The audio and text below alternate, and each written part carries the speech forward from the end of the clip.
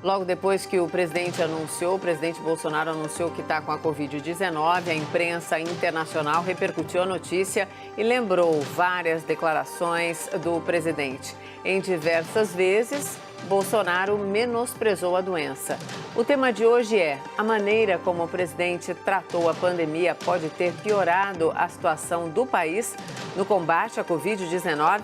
Para botar essa porcaria para aqui? Eu quero dizer para vocês, telespectadores, claro, vocês não têm nada com isso, mas eu sou obrigado a falar que esse programa aqui tá uma porra. Os nossos debatedores são Augusto de Arruda Botelho, advogado especialista em direito penal. Boa noite, Augusto. Boa noite, Mona Lisa. Boa noite, Caio. E Caio Coppola, bacharel em direito e comentarista político. Boa noite, Caio. Boa noite, Mona Lisa. Boa noite, doutor Augusto. Boa noite, espectador da CNN. Começamos com você, então, Caio. Suas primeiras considerações, por favor.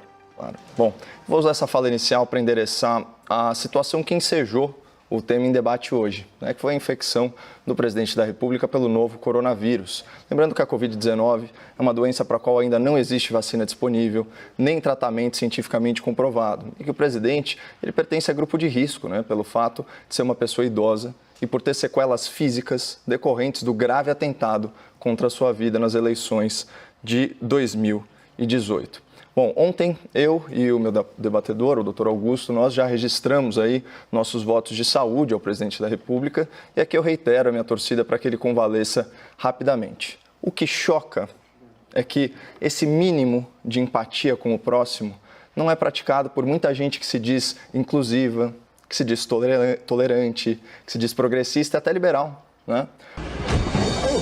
Ontem, diante da incerteza sobre o resultado do teste feito pelo presidente, a esgotosfera da internet subiu aquela hashtag #ForçaCovid, uma torcida mórbida, explícita ou velada pela morte do presidente. Não é de hoje, né, que a rede mundial de computadores se tornou, por assim dizer, o repositório de insatisfações pessoais de gente muito frustrada com a sua própria realidade. E, nesse sentido, eu vejo o Twitter, por exemplo, muito mais como uma terapia em grupo do que como uma rede social. Mas por uma empresa que viola a liberdade de expressão de seus usuários mais críticos, que censura postagens arbitrariamente e se diz tão preocupada com os tais discursos de ódio, não é estranho que conteúdos desejando a morte de alguém sejam mantidos e ainda promovidos na plataforma? Só um parênteses. Vocês conseguem imaginar o que aconteceria se cidadãos que apoiam o governo publicassem postagens em redes sociais desejando explicitamente a morte dos ministros do STF por Covid? Seria certamente considerado um ataque antidemocrático às instituições. E ai de quem mencionasse os ministros Alexandre de Moraes ou Dias Toffoli.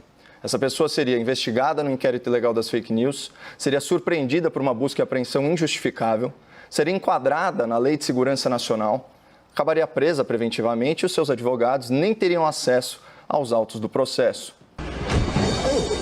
Mas incitar o ódio contra o presidente da República, desejando a sua morte por escrito, aí pode. Mas enfim, deixemos aí a esquerda e os radicais de centro com o seu ódio do bem, engajados aí nessa corrente virtual pela morte de um homem cujo único crime, até o momento, é pensar diferente deles. No fundo, sim, sua grande maioria, os participantes desse movimento Força Covid são inocentes úteis, né, tocados aí como gado pelo berrante da internet, que, diga-se de passagem, funciona em qualquer pastagem ideológica. O que realmente preocupa não são as manifestações das pessoas, são as manifestações do assim chamado quarto poder, a mídia. Parafraseando aqui Roosevelt, hoje, 7 de julho de 2020, é uma data que viverá na infâmia para o jornalismo brasileiro. O Grupo Folha, controlador do jornal de maior circulação e do site noticioso com mais audiência no país, publicou um artigo vergonhoso intitulado "Por que torço para que Bolsonaro morra?". Eu vou repetir. Por que torço para que Bolsonaro morra? Eu não acredito no que eu ouvi. Não acredito no que eu ouvi. Não pode ser verdade isso que eu escutei agora. Eu vou omitir do espectador da CNN o nome do autor desse artigo, por 2 motivos, né? Primeiro, quem escreve com tanto rancor, com tanta imprudência, com tanto radicalismo, na verdade, está desesperado para chamar a atenção. E eu não estou aqui para mimar gente carente. E segundo, na publicação original online, o jornal Folha de São Paulo não declarou que a opinião do jornalista não reflete a sua própria. E o autor atua como editorialista do periódico, isso já há muitos anos. Portanto, a crítica é essencialmente à empresa, que usa o seu vasto poder econômico para fazer militância partidária de muito baixo nível, como o espectador pode atestar, né, em trechos dessa ode ao ódio político publicada hoje na Folha. Vou ler isso aqui para vocês. Abre aspas. Jair Bolsonaro está com Covid-19. Torço para que o quadro se agrave e ele morra. Nada pessoal. É que no consequencialismo, ações são valoradas pelos resultados que produzem. O sacrifício ou a morte de um indivíduo pode ser válido se dele advier um bem maior. Então, só para contextualizar o espectador, a ética consequencialista avalia se uma ação é boa ou ruim, justa ou injusta, correta ou incorreta, com base nas consequências, sejam elas intencionais ou não intencionais, desse ato. Ou seja, numa interpretação vulgar, mesmo um crime pode se tornar um ato virtuoso, dependendo dos resultados que ele produz. Então, assim, veja o perigo dessa visão de mundo que vai relativizar a natureza do bem e do mal numa lógica quase maquiavélica, onde os fins justificam os meios. Então, saindo aí da teoria, indo para a prática, o que impede um transtornado mental radicalizado, como era o terrorista Adélio Bispo, né, ex-militante do PSOL, de ler um texto desse e se achar no direito moral de assassinar o presidente da República? E o artigo da Folha insiste nesse argumento e insiste ad nauseam. Olha o que ele diz: a morte do presidente torna-se filosoficamente defensável se estivermos seguros de que acarretará um número maior de vidas preservadas. Vou repetir, a morte do presidente torna-se filosoficamente defensável. Imagina se o povo brasileiro usasse essa lógica para fazer justiça com as próprias mãos contra políticos corruptos. Todo mundo sabe que corrupção num país em desenvolvimento nada mais é que tirar recurso dos mais pobres. E claro, num país em que falta remédio, em que a estrada é esburacada e que a pistola atira sozinha, corrupção mata. Então, pela lógica do jornal aí de maior circulação do país, também seria filosoficamente defensável assassinar políticos ladrões para preservar vidas da população vulnerável? Será que o jornalismo militante está disposto a perder o seu corrupto de estimação, aí em nome do consequencialismo? Né? Então, esse artigo incita o ódio político e presta um desserviço à democracia e ao debate público, calcado em ideias defensáveis, em ideias construtivas. A publicação da Folha é uma vergonha para a imprensa nacional e tinha que ser matéria nas faculdades de jornalismo como exemplo de falta de imparcialidade, falta de prudência e acima de tudo, falta de ética.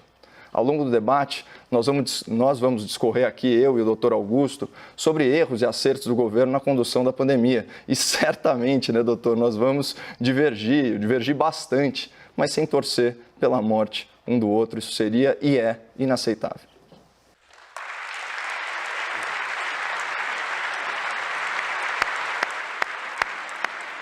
Augusto, suas primeiras considerações, então, por favor. Boa noite a todas e todos.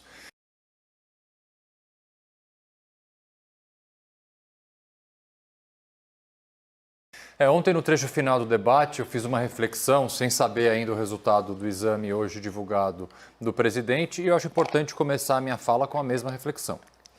Não há divergência política, divergência partidária, ideológica, não há sequer raiva, desprezo ou ódio que justifique o sentimento de desejar um mal físico a alguém.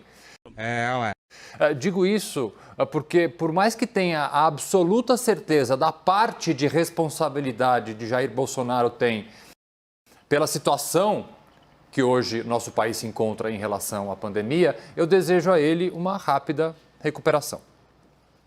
Acredito que poucas vezes, nesses quase 60 debates que participei aqui na CNN, eu tive tanta certeza em responder a pergunta formulada. Vamos lá. A maneira como o presidente tratou a pandemia pode ter piorado a situação do país no combate à Covid-19? Estamos diante da possível prática de mais crimes comuns por parte do presidente da República. Um deles, por exemplo, é o de expor a vida ou saúde de alguém a perigo. O presidente, suspeitando estar infectado, não se isolou, muito pelo contrário. Quando ele se recuperar, e como eu já disse, espero que isso se dê de forma rápida e satisfatória, e aqui eu vou usar a frase do brilhante advogado e ex-ministro da Justiça José Carlos Dias, nosso presidente estará talvez imune ao vírus, mas com toda certeza imune ao sofrimento humano. Vamos então ao debate. Augusto e Caio, por favor. Sobre as atividades presidenciais, né, vamos lembrar que assim como a imprensa, né, o exercício do governo, né, da chefia do governo, certamente é atividade essencial.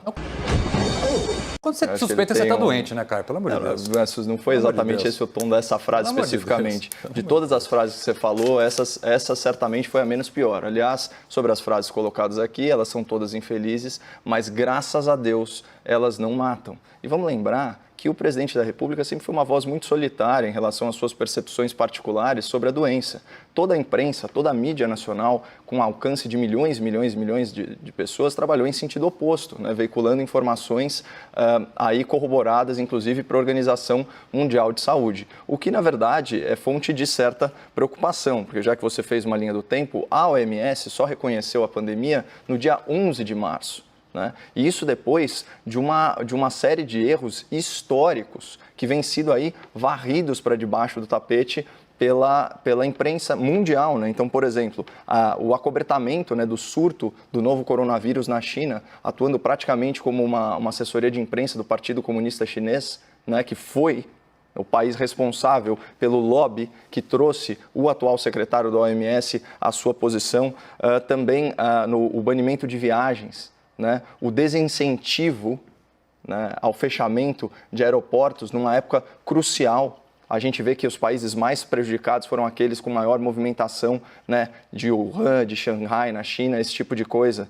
Aquela confusão a respeito das máscaras, que chegando a desaconselhar a população a adquirir esses equipamentos de proteção individual, que hoje se sabe tem um benefício comprovado, né, na transmissão, para impedir a transmissão do vírus. Aí, finalmente, a história do Fique em Casa como política pública, né, que depois foi desdita pelo próprio secretário, pelo próprio diretor-geral da OMS, né, que disse que em países em desenvolvimento, como é o caso, por exemplo, do Brasil, o Fique em Casa pode ter efeitos mais perniciosos. Primeiro porque assim, não dá para a gente imaginar que numa realidade de comunidade é possível você praticar um isolamento social efetivo.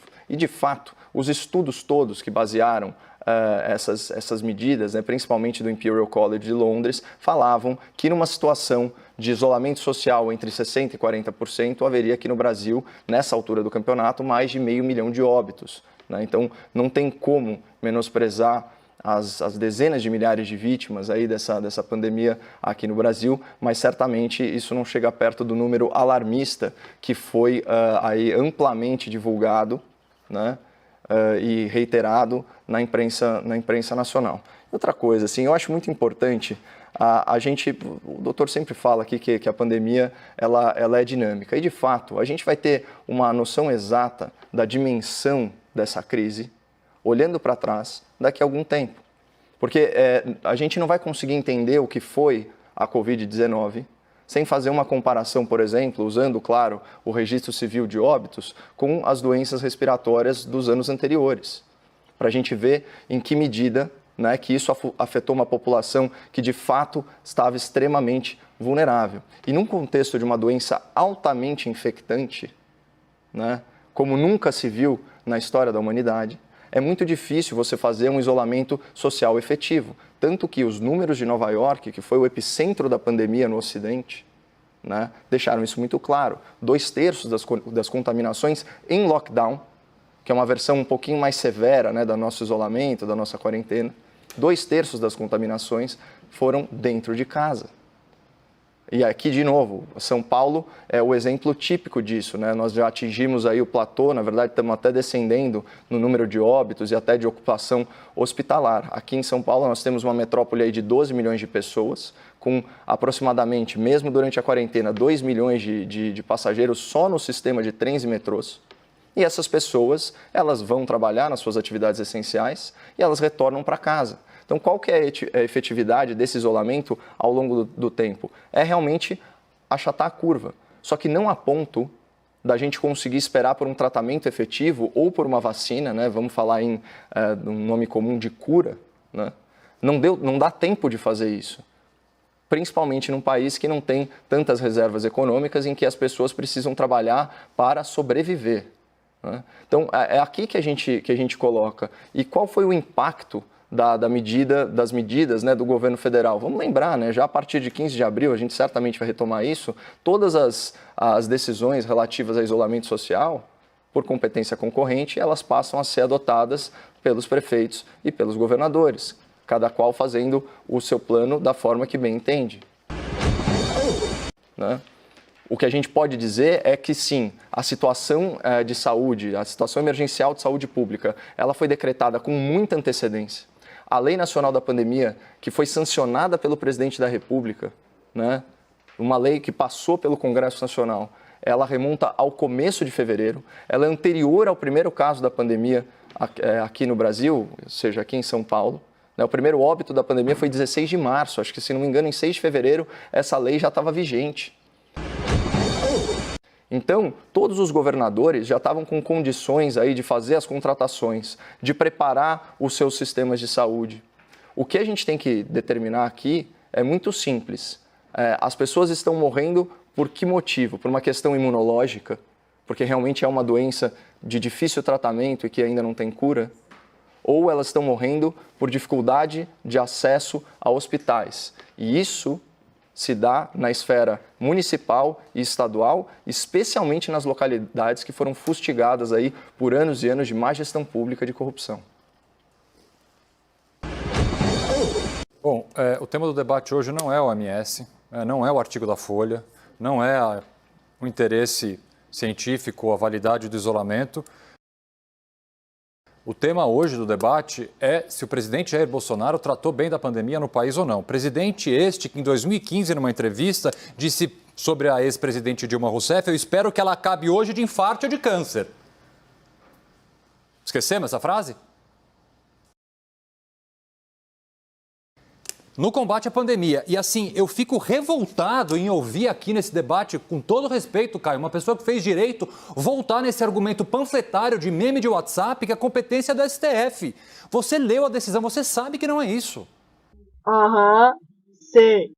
Você sabe que a responsabilidade é tanto do governo federal quanto dos governos estaduais. Não, nada a ver, irmão. Não dá para lavar a mão com base nessa decisão do STF. A gente já reiterou, a gente já trouxe essa discussão várias vezes. Não dá para insistir nesse tema. Como não dá para trazer de novo esse estudo de Nova York de que 2/3 das pessoas ficaram infectadas em casa. Eu desmontei esse teu argumento aqui, ao vivo. Não, nada a ver, irmão. Esse estudo foi feito com 66 pessoas, ele não significa nada. Vamos tratar da realidade. Qual é a realidade? Que um levantamento feito pelo UOL disse que o presidente Bolsonaro esteve, em média, durante a pandemia, 1 vez por dia em uma aglomeração. Que imagem ele passa para várias pessoas na rua? Quem agora... o presidente tirou a máscara, por que eu vou ficar andando de máscara na rua? Desculpem, espectador, o tom, mas realmente hoje o dia está muito complicado.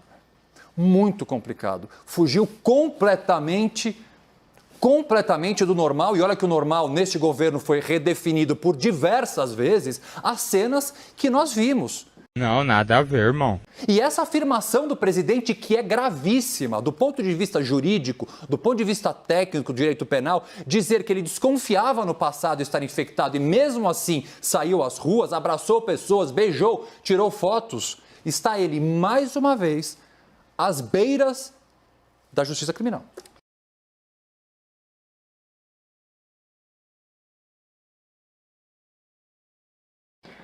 Doutor, claro que não. O especialista em direito penal é você, e você sabe muito bem que esse crime teria sido impossível porque ele simplesmente não estava infectado.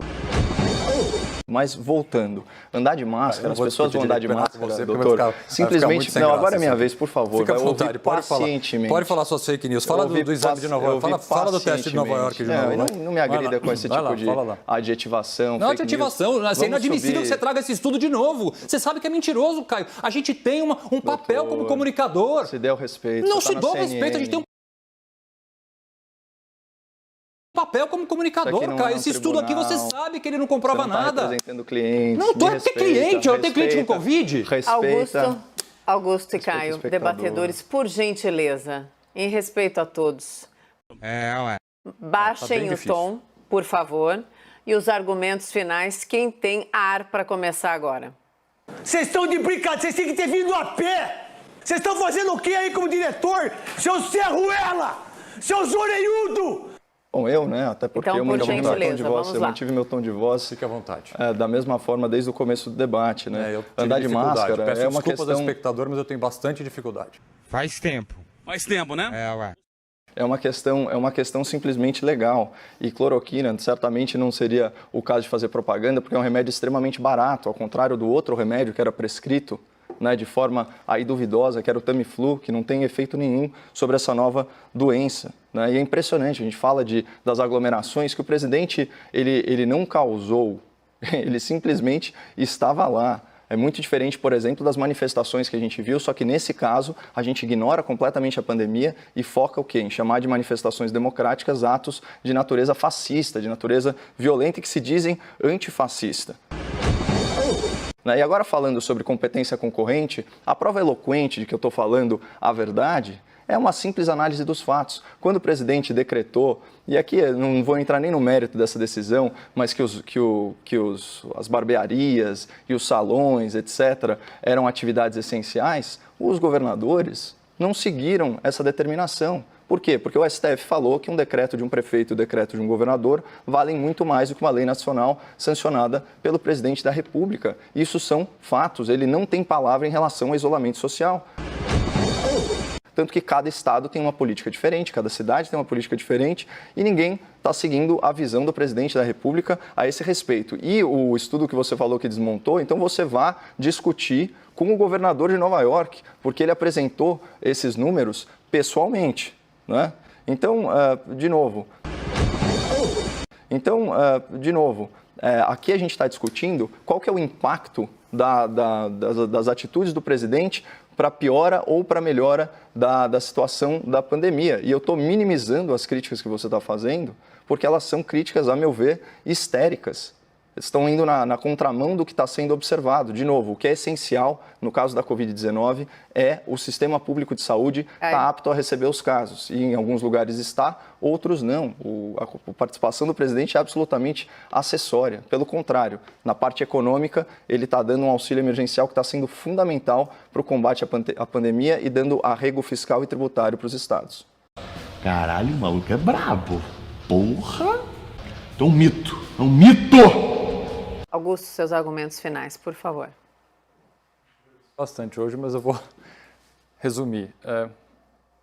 Postura do presidente, não há ótica qualquer que possa suavizar. Mas, infelizmente, este tom tão alto como a gente chegou, em muito, a gente deve, sim, colocar a culpa no governo federal. Sim. Augusto, obrigada, boa noite, até amanhã. E Caio, obrigada, boa noite, até amanhã. Deixando claro que as opiniões dos debatedores e os argumentos não refletem o posicionamento